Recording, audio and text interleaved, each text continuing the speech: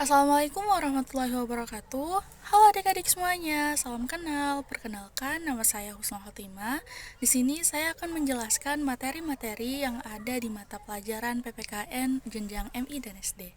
Langsung saja kita ke materi pertama. Nah, materi pertama yaitu tentang pengenalan simbol, sila, dan nilai-nilai Pancasila di lingkungan terdekat yaitu keluarga. Sila yang pertama yaitu ketuhanan yang Maha Esa, simbolnya yaitu bintang, dan nilainya yaitu beribadah bersama keluarga. Lalu sila yang kedua yaitu kemanusiaan yang adil dan beradab, simbolnya yaitu rantai, dan nilainya yaitu saling tolong-menolong sesama anggota keluarga. Lalu sila yang ketiga yaitu persatuan Indonesia, yang mana simbolnya yaitu pohon beringin, dan nilainya yaitu saling gotong royong membersihkan rumah. Lalu yang keempat yaitu kerakyatan yang dipimpin oleh hikmat kebijaksanaan dalam permusyawaratan perwakilan, yang mana simbolnya yaitu banteng dan nilainya yaitu musyawarah keluarga.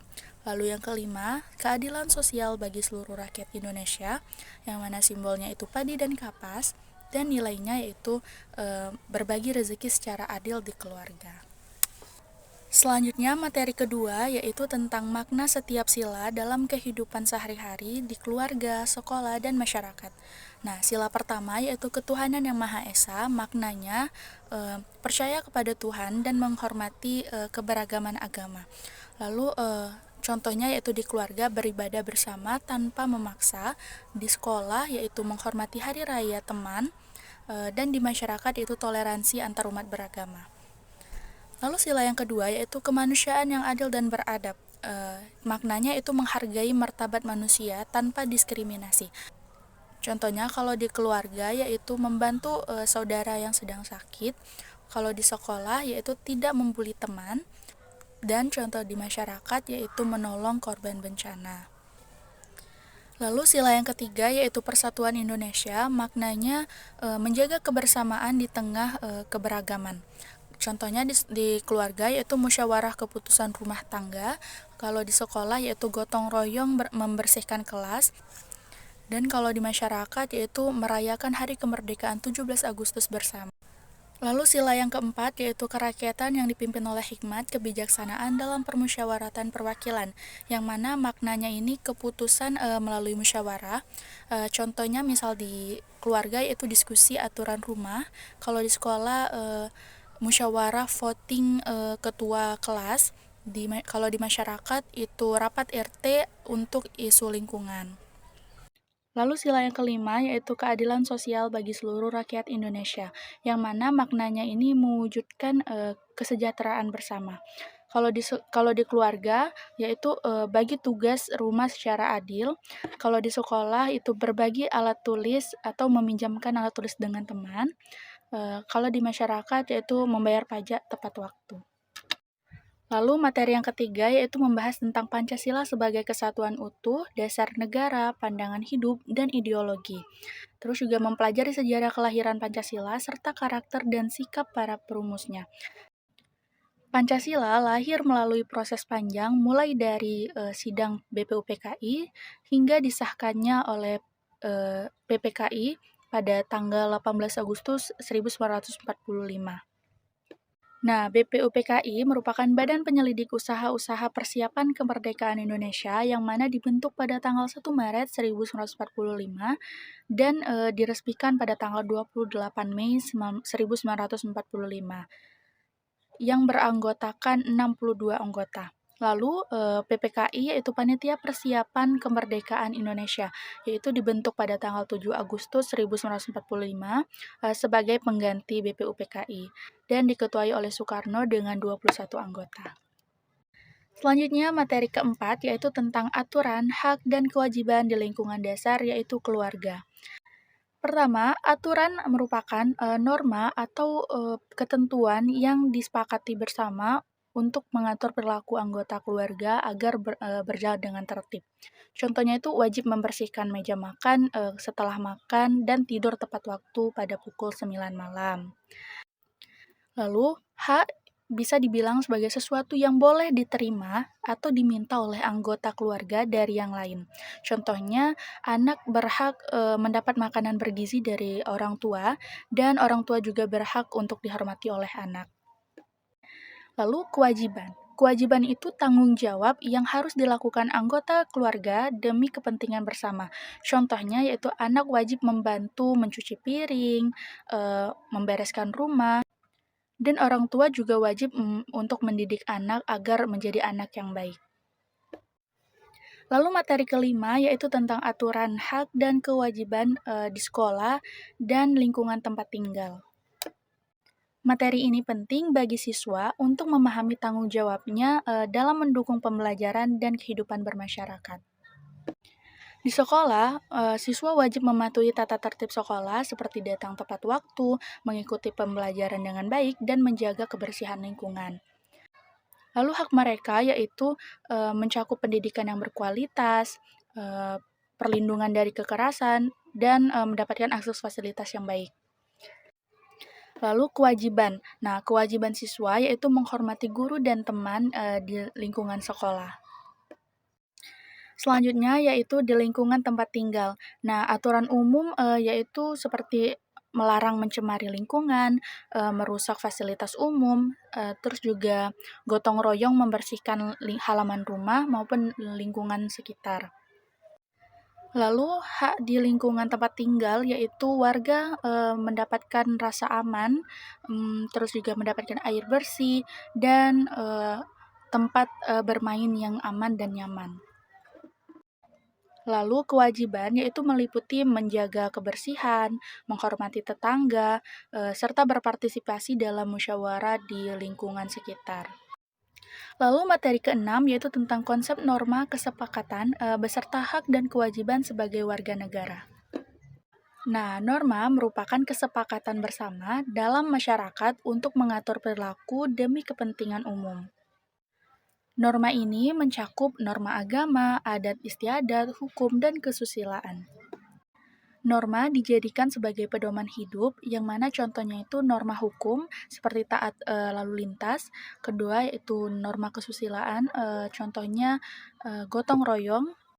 Lalu hak warga negara yaitu meliputi hak untuk hidup, hak untuk memilih keyakinannya masing-masing, hak mendapatkan pendidikan yang berkualitas. Lalu kalau kewajiban yaitu mencakup taat hukum, membela negara, membayar pajak tepat waktu, dan berpartisipasi dalam pemilu dan melestarikan sumber daya alam. Selanjutnya yaitu materi ketujuh, yang mana materi ini tentang identitas diri sendiri, seperti jenis kelamin, hobi, bahasa, agama, di rumah, maupun di sekolah. Nah, kita harus tahu dulu identitas diri itu apa sih? Jadi, identitas diri ini mencakup ciri-ciri unik seseorang seperti nama, usia, jenis kelamin, hobi, dan peran dalam berbagai lingkungan. Materi ini penting agar kita bisa membangun kesadaran diri dan menghargai keragaman. Identitas diri di rumah biasanya terkait peran keluarga seperti anak, cucu, maupun saudara. Nah, contohnya itu seperti nama lengkap, usia, agama, maupun hobi. Lalu di sekolah, yaitu identitas ini muncul melalui peran sebagai siswa, anggota kelas, maupun dari ekstrakurikuler seperti tahfiz atau mengikuti pramuka. Nah, contohnya itu kalau identitas di sekolah seperti NIS, nomor induk siswa.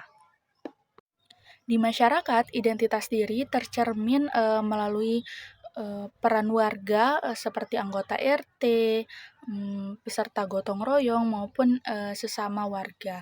Yaitu contoh identitas diri di masyarakat, asal daerah, bahasa daerah, pekerjaan masing-masing, itu bisa menjadi identitas di masyarakat. Materi ke-8 yaitu identitas kepada keluarga dan teman seperti budaya, suku, bahasa, maupun agama, yaitu di lingkungan rumah, sekolah, dan masyarakat. Jadi kalau identitas di rumah atau di keluarga, biasanya kita itu menggunakan bahasa daerah, jadi sesama keluarga itu kita menggunakan bahasa daerah. Lalu kalau di kelas, kita menemui teman-teman yang beragam suku dari bahasanya, dari budayanya. Di situ kita bisa menunjukkan identitas diri kita. Misal kita dari Palembang, kita menunjukkan menggunakan bahasa Palembang. Lalu di masyarakat itu identitas bisa eh, Lalu di masyarakat, identitas bisa diperlihatkan yaitu melalui kegiatan sosial seperti pembersihan, gotong royong, nah, itu sambil mendengarkan lagu daerah masing-masing. Lalu materi yang kesembilan yaitu sikap menghormati, menjaga, dan melestarikan keberagaman budaya melalui bingkai Bhinneka Tunggal Ika. Bhinneka Tunggal Ika merupakan semboyan Negara Kesatuan Republik Indonesia yang mana menjadi moto nasional yang tertulis pada Garuda Pancasila yang menggambarkan keberagaman sebagai kekuatan persatuan. Bhinneka Tunggal Ika mengajarkan walaupun berbeda-beda namun tetap satu dalam satu kesatuan. Menghormati berarti mengakui dan menghargai perbedaan tanpa diskriminasi. Contohnya seperti menghormati tradisi dan keyakinan sesama. Lalu menjaga melibatkan upaya aktif seperti gotong royong dalam kegiatan lintas budaya dan menolak perpecahan. Lalu melestarikan itu dilakukan melalui pendidikan. Nah, pelestarian seperti pelestarian situs budaya dan promosi adat lokal agar tidak punah. Lalu materi ke-10 yaitu karakteristik lingkungan rumah dan sekolah sebagai bagian NKRI.